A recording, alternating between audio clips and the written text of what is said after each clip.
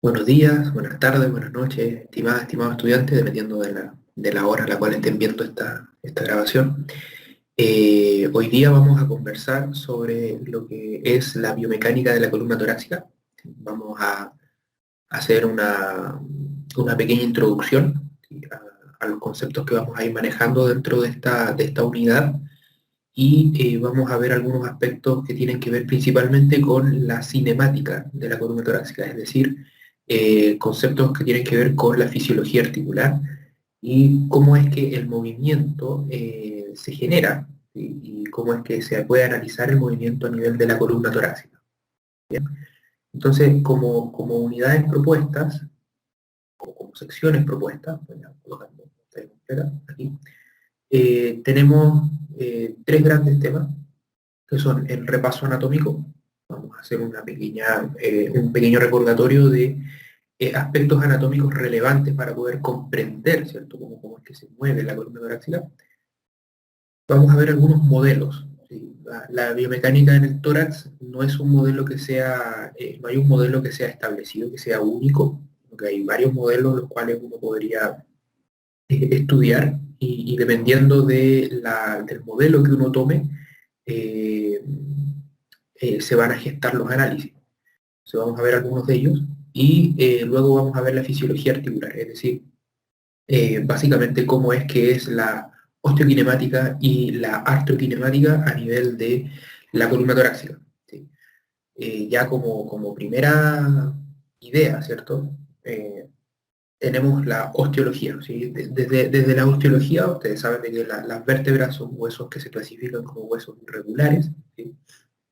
Y que su movimiento está dado principalmente en el pilar posterior, que está siendo conformado por las facetas, ¿sí?, las facetas articulares, por los procesos articulares, y distinto, ¿cierto?, a lo que es el pilar anterior, que está formado por el cuerpo vertebral y el disco intervertebral, el cual está eh, abocado principalmente a la función de distribución de las cargas en el sentido axial, ¿sí?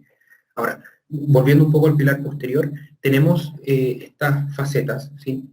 Aquí tenemos un ejemplo de una vértebra cervical de izquierda a derecha, ¿cierto? La vértebra cervical, tenemos una vértebra torácica, que es la que vamos a analizar desde ahí en esta clase, y las vértebras lumbares, ¿sí? ¿Qué es lo que hay que recordar? Que en una vista lateral, ¿sí?, uno puede ver, ¿cierto?, la orientación en el plano que tienen las facetas. Recordar que los procesos articulares se conforman por un proceso articular superior, ¿sí? En el caso de la torácica vendría siendo este que está aquí, un proceso articular superior, que es de la vértebra inferior, y un proceso articular inferior, que es de la vértebra superior, ¿sí? Entonces, este proceso articular superior tiene una faceta articular, ¿sí? Y esa faceta articular está dirigida hacia posterior, un plano oblicuo de 60 grados hacia posterior. Y la faceta inferior de la vértebra superior, en este caso estaría orientada hacia anterior, ¿sí? Entonces sería faceta superior, perdón, inferior de la vértebra superior, y tenemos la faceta superior de la vértebra inferior, ¿sí?, en 60 grados. Entonces, las posibilidades de deslizamiento de estas facetas es en este sentido, ¿sí? Ahora, vamos a ver un poco más adelante cómo es la artrokinemática, pero es importante saber de que debido a esta orientación que tienen las facetas, uno va a tener una mayor facilidad de movimientos en cierto sentido. Ahora, también es importante mencionar de que el movimiento no solamente va a estar dado por la orientación de estas facetas, porque sabemos que en la columna torácica aparecen otras estructuras, ¿sí? Entre músculos, ligamentos, cápsulas, también hay otro elemento óseo que hace que sea su movimiento distinto. En este caso me refiero a las costillas, ¿sí? Eso lo vamos a ver más adelante. Aquí un poco más sobre lo que son las facetas, ¿sí? Aquí tenemos la orientación en el plano sagital, ¿cierto?, que corresponde a esta orientación en 60 grados, y una leve, ¿cierto?, una leve angulación en el plano transverso, ¿sí?, en el plano transverso. ¿Qué quiere decir esto? De que no solamente van a estar facilitados los movimientos de flexión y de extensión, hablando netamente de una vértebra sobre otra, sino que también eventualmente podría facilitar los movimientos que son de deslizamientos laterales y mediales. ¿Sí? Ya podemos pensar de que a nivel de la columna torácica, los movimientos de flexión, extensión, es decir, en el plano sagital, y los movimientos en el plano frontal, ¿sí? Van a estar más, perdón, en el plano transverso, van a estar más facilitados, ¿sí? Como son los movimientos rotatorios. Ahora, también aspectos importantes de la morfología de los reparos óseos, ¿sí?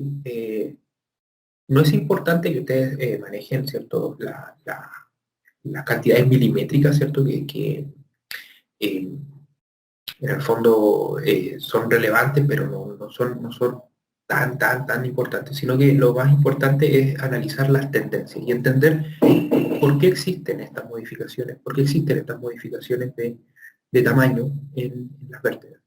Entonces, en la parte superior tenemos una vértebra en vista lateral y aquí tenemos una vértebra en vista superior, y que nos permiten ver algunas dimensiones de su reparo óseo. Acá abajo, ¿sí?, tenemos una gráfica, ¿sí?, que va mostrando cuáles son las variaciones de tamaño a medida que vamos descendiendo en niveles torácicos, ¿sí?, desde T1 hasta T12.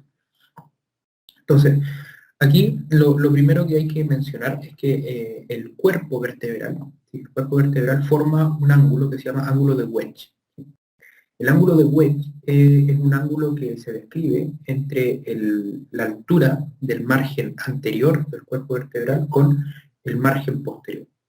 Entonces se traza una recta, ¿sí?, dos rectas paralelas que van a converger, ¿sí?, en el sector anterior. Y eso forma un ángulo de Wedge, ¿sí?, que normalmente ¿sí?, debiese de ser formado por una altura menor a nivel anterior y una altura mayor a nivel posterior. ¿Sí? ¿Y eso por qué? Porque finalmente la columna, y esto es lo que hace que finalmente la columna torácica se organice como una cifosis, ¿sí?, porque todas las vértebras van a tender a acuñarse hacia anterior, y eso va a hacer que se forme la cifosis torácica. ¿Sí?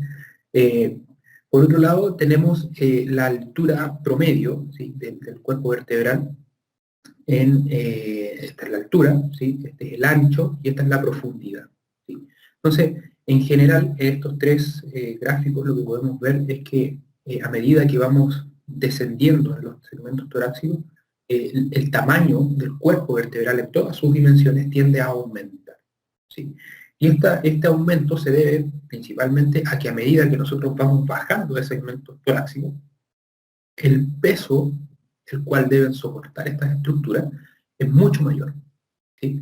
Dicen de que a esta altura, por ejemplo, el peso corporal está dado por quizás la cabeza y parte de las extremidades superiores, pero ya si vamos más abajo, por ejemplo, a niveles de T10, T11, T12, ya el peso corporal se empieza a sumar un poco más en el tórax, además de la cabeza y las extremidades superiores.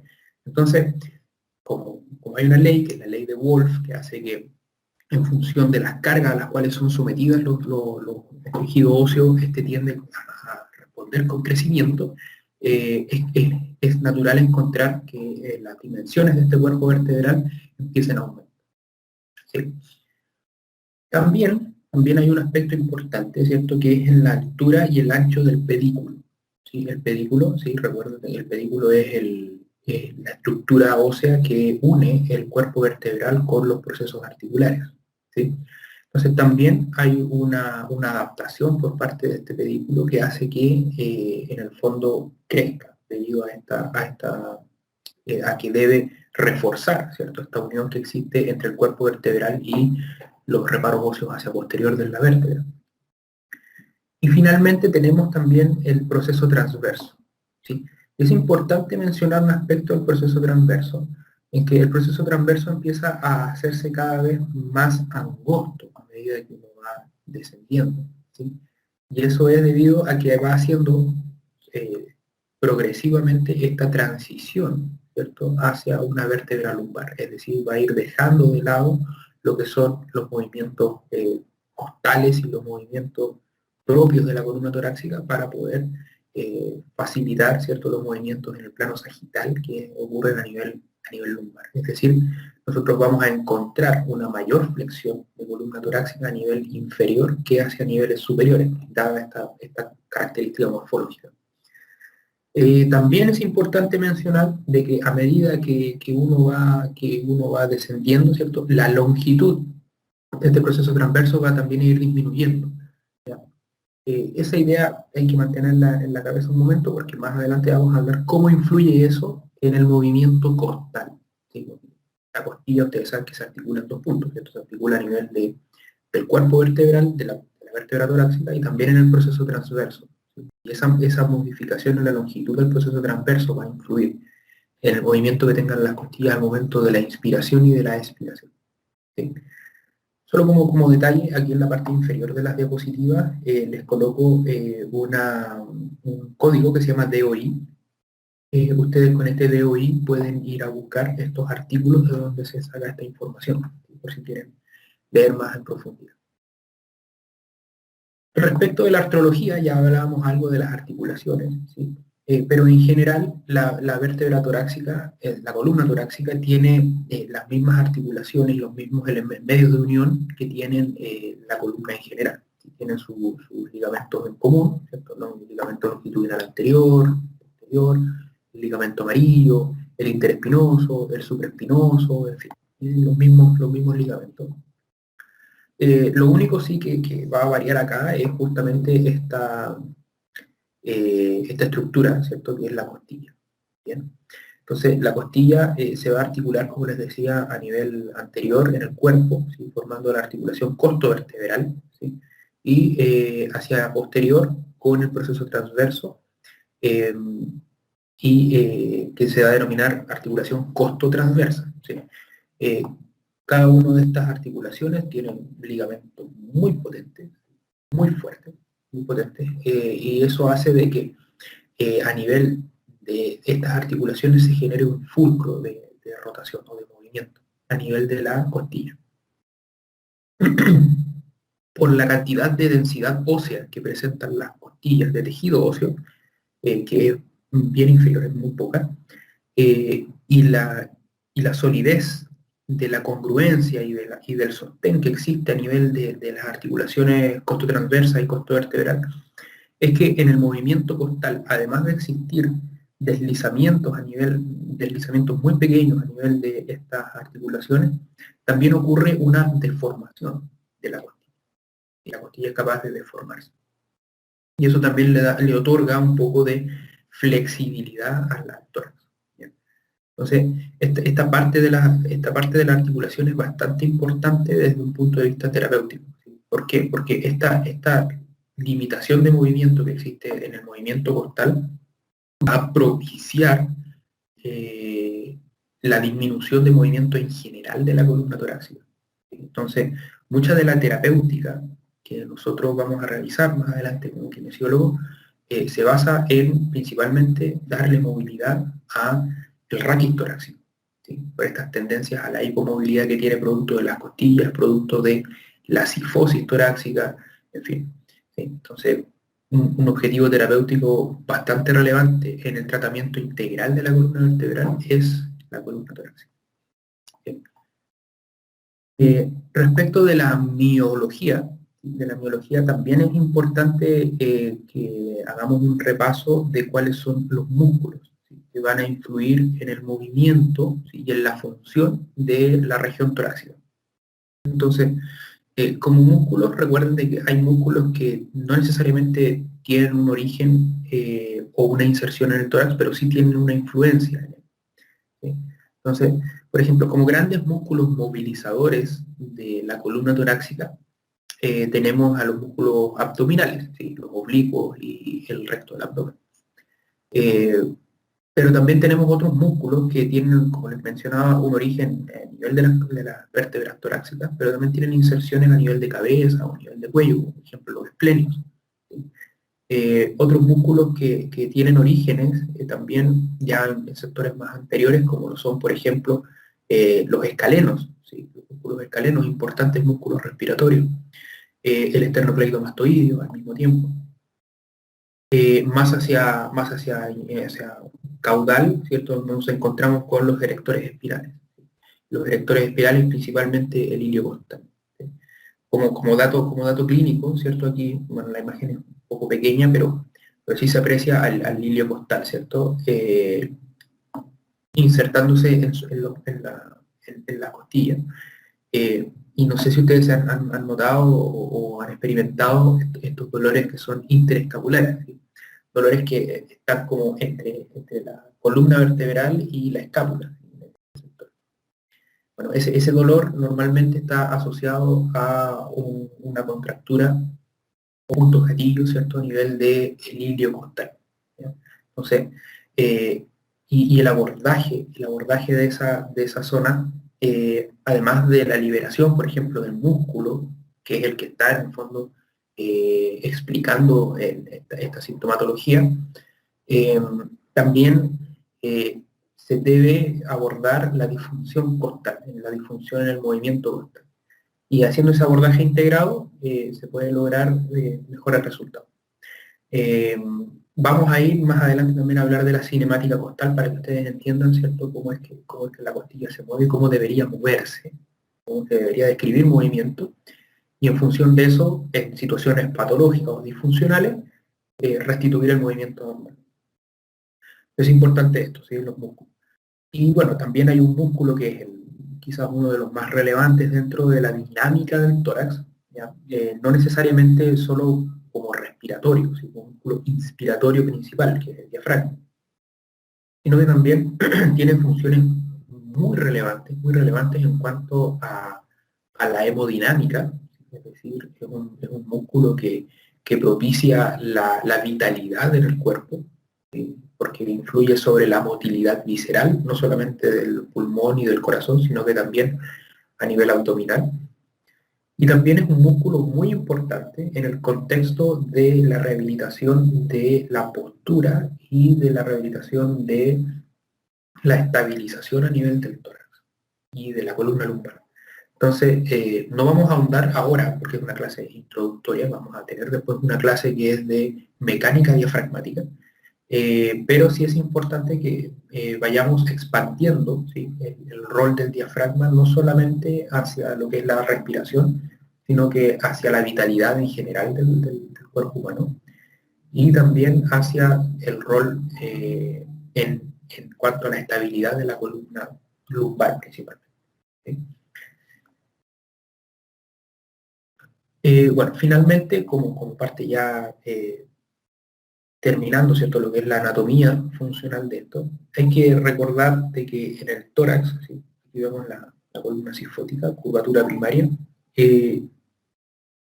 tiene una función vital que es la de proteger órganos, ¿sí? Son órganos cavitarios, por eso es que la vértebra es irregular, pero la costilla es un músculo, un hueso que se clasifica como plano. ¿Por qué? Porque forma una cavidad y protege vísceras relevantes. Y lo que todos acá sabemos cuáles son las vísceras relevantes que protegen la caja torácica, obviamente. Es importante que sepan de que la interacción entre todas las estructuras, no solamente las estructuras musculoesqueléticas, me refiero a ligamentos, huesos, articulaciones, músculos, sino que también la función de los temas de las estructuras vasculares, del sistema digestivo, si me pasa el esófago por acá, del sistema cardiopulmonar, del sistema nervioso simpático, ¿sí? Recuerden que también están los ganglios simpáticos a nivel de la vértebra torácica. Van a influir en el comportamiento general del cuerpo humano, ¿sí? Entonces, piensen de que cuando aborden kinésicamente una columna torácica, no solamente van a estar influyendo en lo que la columna torácica, en el sector columna torácica, sino que también van a estar influyendo en la dinámica general del cuerpo de una persona. ¿Sí? Bien, eso como repaso anatómico. Ahora pasamos a ver lo que son las bases funcionales. Vamos a ir introduciendo a lo que son los modelos biomecánicos que se utilizan para analizar el tórax. ¿Ya? Lo primero que hay que mencionar es el concepto de unidad funcional vertebral, ¿sí? O unidad vertebral o unidad funcional. Esos son los nombres que ustedes pueden encontrar, ¿ya? Entonces, a qué se refiere esto? Se refiere principalmente a que se tiene que diseñar una estructura que permita describir el movimiento de un sector, ¿cierto? De un sector de la columna, con los elementos que influyen en ese movimiento. Entonces, en la unidad vertebral, la unidad vertebral clásica que existe a nivel de columna torácica y a nivel de columna cervical y a nivel de columna lumbar, son dos vértebras, ¿sí? Una vértebra superior y una vértebra inferior, el disco intervertebral, ¿sí? Eso en cervical y en lumbar, pero sabemos que acá en torácico se conforma también además por una costilla, ¿sí? Ahora, a esta vértebra, a esta unidad vertebral, lo cruza un eje de coordenadas tridimensional. Entonces, cuando hablamos del movimiento vertebral, el movimiento vertebral es tridimensional, puede ser tridimensional, ¿ya? Entonces, hay un eje que es el eje longitudinal, el eje transversal y el eje anteroposterior, que es el eje sagital, ¿sí? Entonces, en realidad, lo que hacen las articulaciones en torno a estos ejes es rotar en torno a estos ejes. Y esas rotaciones, dependiendo del eje, van a tener un nombre. Por ejemplo, en el eje longitudinal, la rotación se va a llamar rotación, y es lo que nosotros conocemos como rotaciones, en el caso de la columna, como rotación derecha e izquierda, ¿sí? No hay rotación medial y lateral, sino que rotación derecha e izquierda, ¿sí? Entonces, en el caso de la rotación derecha, por ejemplo, el cuerpo vertebral se orienta hacia la izquierda, ¿sí? Hacia la izquierda, pero el proceso espinoso rota hacia la derecha, ¿sí?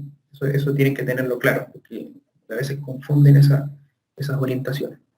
En el eje sagital, nosotros lo que vamos a encontrar es rotaciones en el sentido anterior y posterior.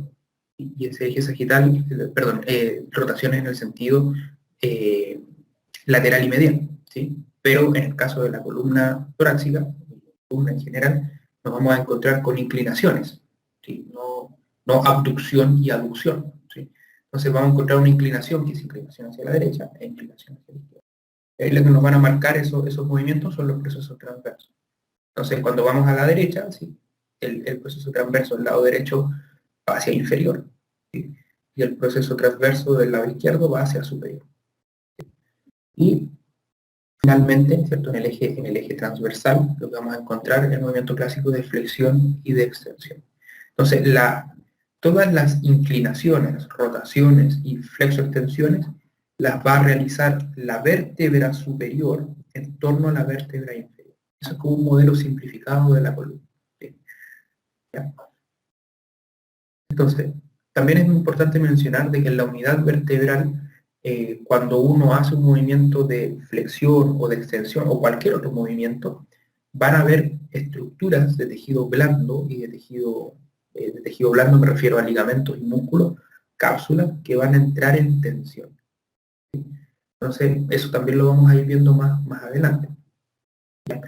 Y además, en el caso de la columna torácica, lo que vamos a encontrar es que en cada uno de estos movimientos también van a haber movimientos costales, movimientos de la costilla. La costilla también tiene que adaptarse, ¿cierto?, al movimiento que va teniendo la columna vertebral. También es importante, ¿cierto?, mencionar de que a nivel de la columna torácica también existen otros elementos, ¿sí? No solamente son las costillas las que influyen. Por eso es que este modelo es un modelo que es más bien básico, ¿sí? Como para empezar a comprender este sector, pero vamos a ir viendo ahora que hay un modelo un poco más no complejo, pero sí un modelo más detallado de la realidad de lo que ocurre a nivel de la columna torácica.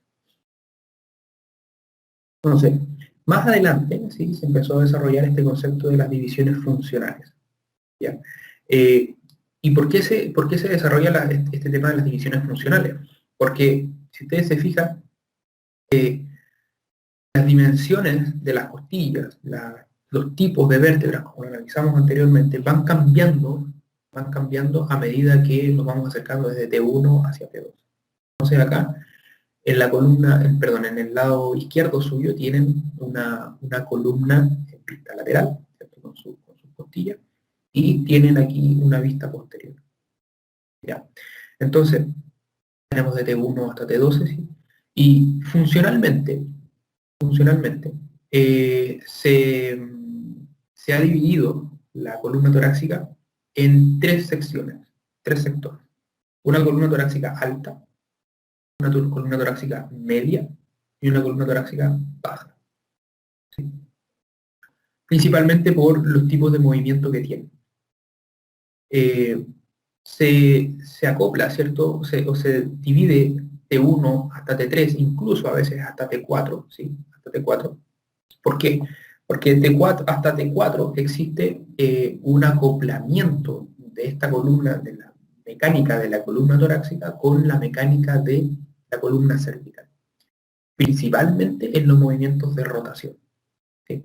Cuando uno hace una rotación a nivel cervical, ¿sí?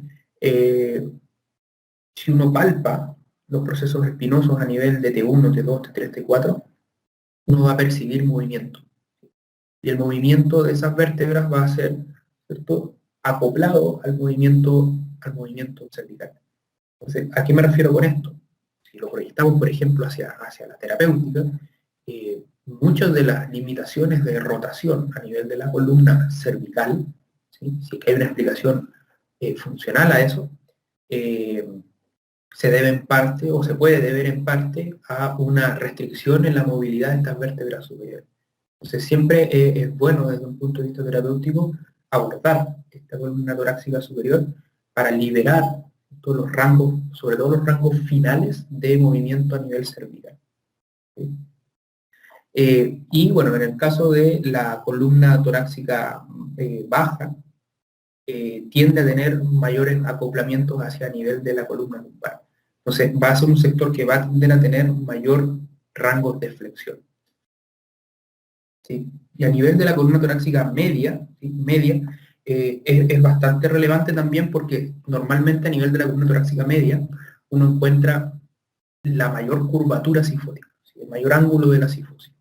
Entonces, como ese mayor ángulo en la sifosis va a ser normalmente el sector que va a tender a tener menor movilidad.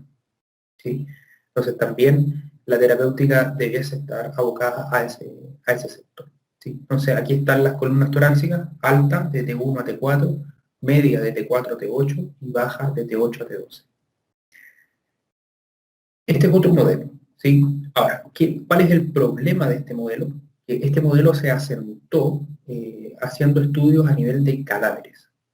Entonces, nosotros sabemos que los cadáveres son muy distintos a lo que es un ser humano. Y además de eso, se consideró solamente el movimiento de la columna, sin las costillas. Entonces, esta división es muy relevante porque permitió establecer estas conexiones con las demás columnas, pero es un tanto limitada en cuanto al movimiento real que tiene la columna torácica, dado de que es en cadáveres y por otro lado no incluye el tórax. ¿Sí? Entonces, más adelante, ya mucho más avanzado y desde una perspectiva más bien clínica, ¿sí? Diane Lee, una investigadora, redefinió el concepto de la unidad funcional en la columna torácica.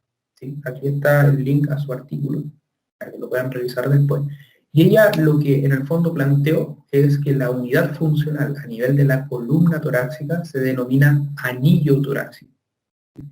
Y este anillo torácico, además de estar conformado por la vértebra superior, inferior y la costilla, ¿sí? Además de eso está conformado por cada uno de los cartílagos costales, ¿sí? Cartílagos costales, y también por el esternón, y el sector del esternón en el cual estén, ¿cierto?, insertándose estos cartílagos costales. Entonces, piensen esto, claro, como lo plantea Diane Lee, como un anillo, ¿sí? Un anillo cerrado. Y a partir de este anillo cerrado es que se puede, sumado, ¿cierto?, al modelo de sistema de coordenadas que vimos al inicio, uno puede empezar a describir lo que son los movimientos acoplados es decir, los movimientos que mecánicamente deben ocurrir, ¿sí?, debido a las tensiones ligamentosas o a los movimientos de otras articulaciones en las vértebras y en las costillas, ¿sí? En función de estos anillos torácicos, la división funcional del tórax cambia un poco, ¿sí? Cambia. Y aquí es que se divide en 4 sectores. El anillo torácico vértebro-manubrial, vértebro-esternal, vértebro-condral y tóraco-lumbar, ¿sí?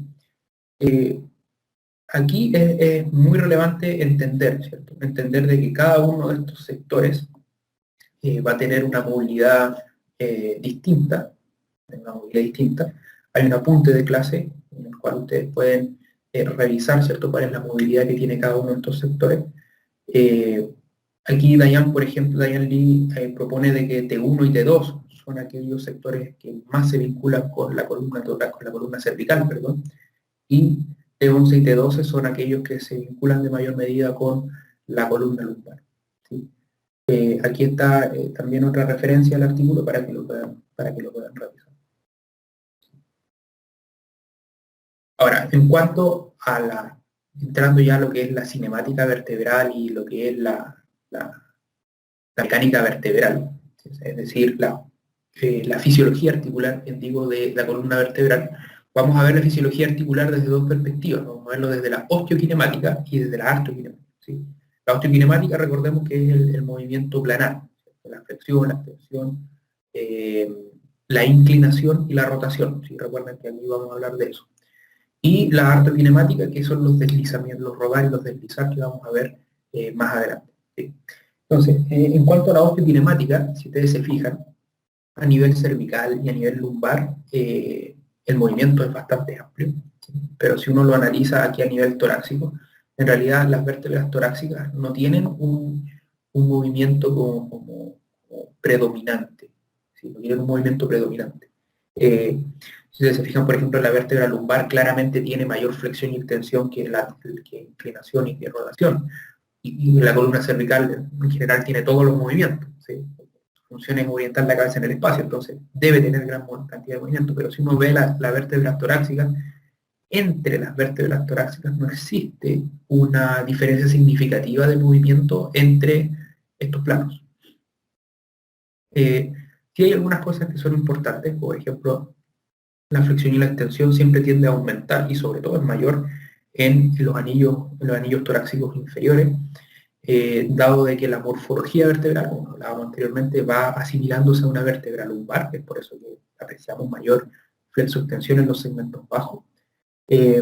La flexión lateral, ¿cierto?, que en este caso son las inclinaciones, que es otro nombre que recibe la inclinación, también tiende a ser un poco mayor a nivel de los anillos torácicos inferiores, dado que en los segmentos superiores nos encontramos con las costillas y los cartílagos costales que hacen que la inclinación se limite, y hacia inferior nosotros encontramos con las costillas que se denominan falsas, ¿sí? No tienen un cartílago costal que llegue hacia la parte anterior, por lo tanto tienden a tener un poco más de inclinación. Y la rotación, ¿sí?, que va siempre desde mayor hacia menor, ¿sí? ¿Por qué? Porque recuerden de la orientación de las facetas que vimos en la morfología, esto nos facilitaban estos movimientos rotatorios, ¿sí? Pero a medida de que íbamos descendiendo hacia las vértebras lumbares, las lumbares tienen una orientación más bien de 90 grados y son de lateral a medial, ¿sí? Entonces eso ya hace que sea más fácil para hacer una flexión y extensión más que una rotación. Por eso es que la rotación hacia el nivel inferior está más limitada. Pero si hacemos una comparación, sobre todo desde los anillos torácicos, desde T9 hacia arriba, ¿sí?, principalmente desde T9 hacia arriba, ¿sí?, podemos incorporar T11 también, perdón, T10 hacia arriba, ¿sí?, desde T10 hacia arriba, hacemos una comparación entre la flexión, la inclinación y la rotación. La rotación aparece como el movimiento más facilitado a nivel de la columna torácica, ¿sí? Y el más limitado, derechamente, es la inclinación y la flexión, ¿sí?, por esto producto de las costillas, ¿sí?, que limitan el movimiento. En cambio, en rotación uno está más libre. Ahora, también es importante mencionar la zona por las cuales discurren, ¿cierto?, los ejes, ¿sí? Porque los ejes no atraviesan, esta es la unidad vertebral, nuevamente, la unidad vertebral, los ejes no atraviesan la articulación, sino que están los centros de los fulcros de rotación, no se encuentran en la articulación, sino que se encuentran más anteriores, ¿sí?, en la vértebra inferior, en el caso de la flexoextensión, ¿sí?, el cuerpo vertebral. Para el caso de las inclinaciones, ¿sí?, o de las flexiones laterales, lo vamos a encontrar hacia lateral, ¿sí?, en el lado ipsilateral al cual se genera este movimiento, es decir, si yo me voy a inclinar hacia la izquierda, ¿sí?, me voy a inclinar hacia la izquierda, yo voy a encontrar el eje en el lado derecho, ¿sí?, pero no es ipsilateral, es contralateral. Y si vamos a inclinar hacia la derecha, el eje va a estar hacia el lado izquierdo anterior del cuerpo vertebral de la vértebra inferior, ¿sí? Y el eje de rotación se encuentra en el borde posterior del cuerpo vertebral. Aquí da lo mismo si es de la vértebra superior o inferior, porque en realidad la rotación se genera en las dos vértebras, ¿sí? Bien, si seguimos adelante, entrando un poco a lo que es ya la descripción artroquinemática del movimiento de la columna torácica, nos vamos a encontrar con un aspecto que es el movimiento acoplado, ¿sí? Que, como les decía, son movimientos que mecánicamente están obligados a ocurrir debido a tensiones ligamentosas o musculares, ¿ya? Entonces, es bien complejo describir estos movimientos acoplados, ¿sí? A nivel cervical, por ejemplo, la copla es bien clara, es una copla que es directa, es decir, cuando hay inclinación, hay rotación hacia el mismo lado. La copla, por ejemplo, a nivel de columna cervical alta, es indirecta, ¿sí? Es decir, si la atlas rota en un sentido, ¿sí?, el axis va a describir un movimiento en el sentido contrario. Entonces, la copla es indirecta. Pero aquí a nivel torácico, la copla es un poco más compleja de describir, ¿sí? Porque hay otros elementos que hacen que sea más difícil de describirla, ¿ya? Entonces,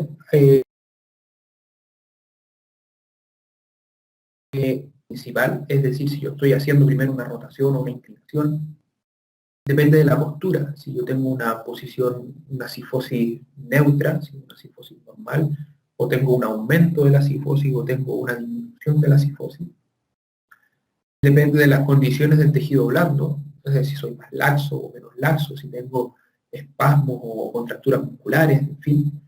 Y también depende del control motor, es decir, depende de la calidad de los ajustes en el tono muscular que yo haga al momento de algún movimiento, ¿sí?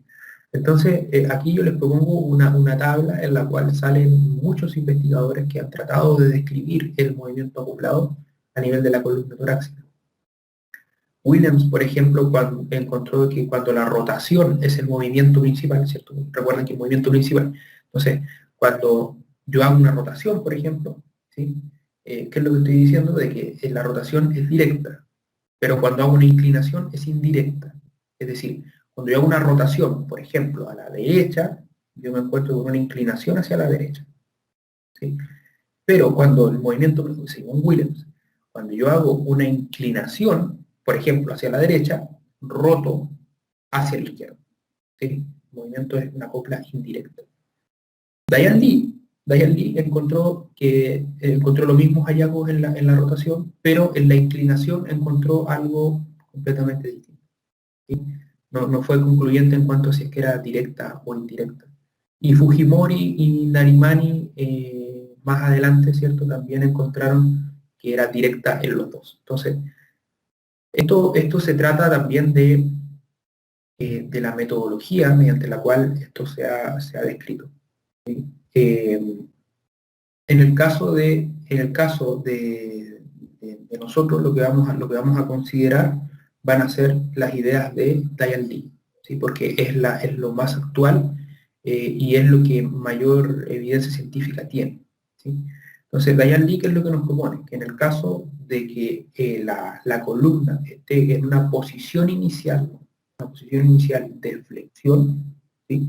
La copla, independiente de cuál sea el movimiento principal, va a ser ipsilateral, es decir, va a ser directa. Si yo roto a la derecha, inclino a la derecha. Sin embargo, si nosotros estamos en una posición neutra, o sea, con una cifosis normal y una extensión, nos vamos a encontrar con una copla indirecta. Es decir, la rotación y la lateral, o sea, la inclinación lateral, van a ser en sentido contrario. ¿Sí? Bien.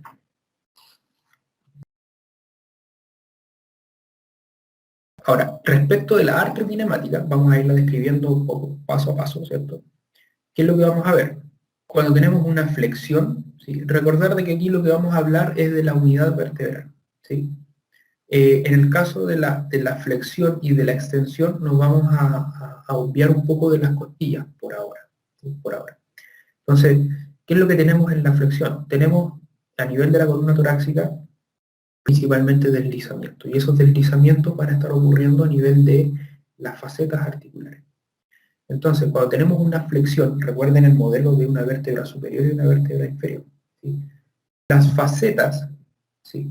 Como lo que voy a decir, las facetas articulares del proceso articular inferior de la vértebra superior van a deslizar hacia anterior y superior para irse en una flexión, ¿sí? Ese es el movimiento. La extensión va a ser todo lo contrario, ¿sí? Va a ser todo lo contrario. En el caso de la flexión lateral o de la inclinación, vamos a escribir solamente la columna, ¿sí? Después vamos a incorporar las costillas, para no complicar mucho el asunto. Después lo vamos a ir complicando. En la inclinación, ¿sí? Por ejemplo, si yo estoy inclinando hacia la derecha, el proceso articular inferior del lado derecho de la vértebra superior desliza hacia inferior, ¿sí? Y la faceta articular del proceso articular inferior de la vértebra superior, pero del lado izquierdo, va a deslizar hacia superior, ¿sí? Hacia superior. Eso es lo que ocurre, ¿ves? Eso es. Y en la rotación, ¿cierto? Ambas facetas rotan en el mismo sentido. Por ejemplo, si es que yo estoy rotando hacia la derecha, las facetas van a rotar, van a deslizar hacia la izquierda. ¿Sí? Van a deslizar hacia la izquierda. Porque tienen que llevar el cuerpo en orientación hacia el lado derecho. ¿Sí? Ahora, antes de entrar, ¿cierto? Antes de entrar a lo que es la vértebra, la costilla, hay que hablar en algún aspecto de la configuración ósea de la costilla y de la vértebra que hacen especial el movimiento de la costilla. Tenemos costillas que derechamente son costillas superiores y costillas inferiores. Si uno analiza el tórax es como un cono, ¿cierto? Que tiende a ser con un diámetro menor en la parte superior y tiende a aumentar, ¿cierto? Hacia sectores inferiores. Entonces, el movimiento costal no puede ser igual en la superior y hacia inferior. Recuerden de que cuando hablamos anatómicamente de la costilla, las costillas superiores tienden a tener esta posición, una posición más horizontal, ¿sí? Y en la cual se describe un borde interno y un borde externo, una cara superior y una cara inferior. Pero a nivel de las costillas más inferiores, lo que encontramos son caras externas y caras externas y caras internas, bordes superiores y bordes inferiores. Es decir, son más abusados en la parte superior que las costillas inferiores y son más planas las costillas superiores. Entonces, ¿qué es lo que ocurre acá? Además de eso, tenemos que recordar, ¿cierto?, las dimensiones de los procesos transversos. Aquí tenemos una costilla superior, ¿cierto?, que podría ser la costilla 1, este es T1, la vértebra torácica 1. Fíjense las dimensiones del proceso transverso. Y aquí tenemos T7, que ya es niveles más inferiores. Fíjense la morfología del proceso transverso es distinta, es más hacia posterior, es más corto también. Entonces, eso hace que el ángulo el ángulo al cual se articula esta costilla sea distinto, ¿sí? Entonces, lo que va a ocurrir con estas costillas en la parte superior en cuanto al movimiento es que van a tener un movimiento más hacia superior e inferior, siguiendo el sentido de sus caras superiores e inferiores, ¿sí? Y en las costillas inferiores lo que va a ocurrir es este movimiento, ¿sí? Entonces, por eso es que a las costillas superiores se les dice que tiene un movimiento en forma de palanca de bomba, como una palanca, ¿cierto? Que va subiendo y bajando, una palanca de bomba, y las que están aquí abajo, ¿sí? Que tienen un movimiento que tiene que ver con un movimiento de un balde, ¿sí? Del asa de un balde, ¿sí? Por eso se llama movimiento en asa de balde, ¿sí? Asa de balde, palanca de bomba, ¿sí? Entonces, este es el objetivo de que entre aire al pulmón, ¿sí? Entonces, la idea es que las dimensiones del tórax aumenten. Entonces, en las costillas superiores el tórax aumenta su diámetro también en un sentido transversal, pero mayormente en un sentido cefalocaudal. Y a nivel inferior, las dimensiones del tórax se aumentan en mayor medida en el sentido transversal. Pero igual hay un aumento en todos los sentidos, solo que a nivel inferior es más transversal y en la parte superior es más cefalocaudal. ¿Sí? Bien. Ahora, aquí tenemos los diagramas que tiene Diane Lee. ¿Sí? ¿Por qué? Porque inicialmente describimos el movimiento que hay en la vértebra, pero ahora tenemos que incorporar la costilla. Entonces, si incorporamos la costilla y analizamos la flexión, ¿sí? Recuerden que en la flexión dijimos de que hay un deslizamiento hacia anterior y superior de las facetas inferiores de la vértebra superior, ¿sí? Y además de eso, hay un movimiento de rotación costal. Si yo voy hacia anterior, la costilla rota hacia anterior. Eso quiere decir de que a nivel de la faceta transversa, que es lo que estamos viendo acá, la faceta costal también desliza hacia superior. Entonces, en la faceta vertebral anterior y superior y en la faceta costal hacia superior, en el proceso transverso, ¿sí? Porque es una rotación hacia anterior. Y en el caso de la extensión, todo lo contrario, ¿cierto? Una rotación posterior de la costilla y un deslizamiento inferior de la faceta costal. ¿Sí? En la rotación, ¿sí? Ya describimos ya lo que ocurría acá, ¿cierto? Que en la rotación, ¿cierto? Es una copla en la cual hay una rotación, ¿cierto? Hay un deslizamiento hacia la izquierda, en el caso de una rotación derecha. Hay una rotación, ¿cierto? Un deslizamiento hacia la izquierda de las facetas inferiores de la vértebra superior, izquierda, ¿sí? Pero mecánicamente lo que ocurre es una copla directa. Es decir, ¿sí? La vértebra rota hacia la derecha, ¿sí? Las facetas se deslizan hacia la izquierda, pero la faceta del lado derecho, la faceta inferior del lado derecho, describe un movimiento de deslizamiento hacia inferior y la faceta del lado izquierdo un deslizamiento hacia superior. Entonces fíjense que cuando roto, esto hace esto, es una inclinación, ¿sí? Por eso es que la rotación y la inclinación son coplas directas, cuando ocurre primero la rotación, ¿sí?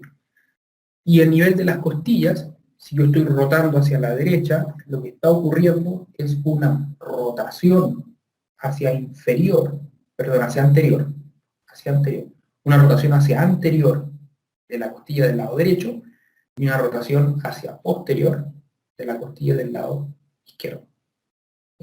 Entonces, si yo roto hacia la derecha, ocurre esto. Esta rota hacia anterior y esta rota hacia posterior. Por tanto, la faceta costal de este lado rota hacia superior, perdón, desliza hacia superior, y la faceta costal del lado izquierdo desliza hacia inferior. Y en el caso de la inclinación, ¿sí? ¿sí? Si yo inclino hacia el lado izquierdo, ¿sí? Inclino hacia el lado izquierdo, ocurre esto. Pero hacia el lado derecho, hacia el lado derecho. Desliza hacia inferior la faceta del lado derecho y desliza hacia superior la faceta del lado izquierdo.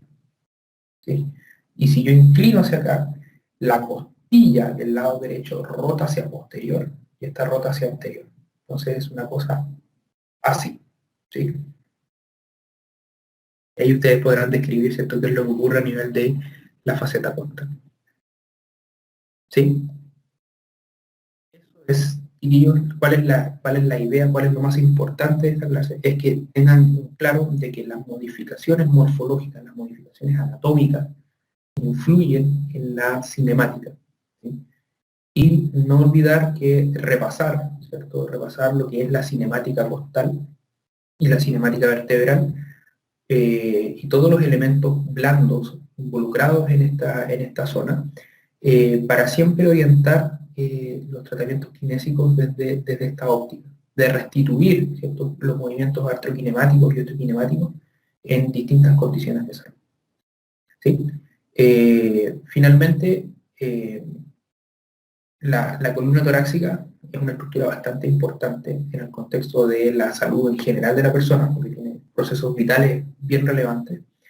El abordaje kinésico de esta zona es muy relevante también para la salud en general de la columna vertebral.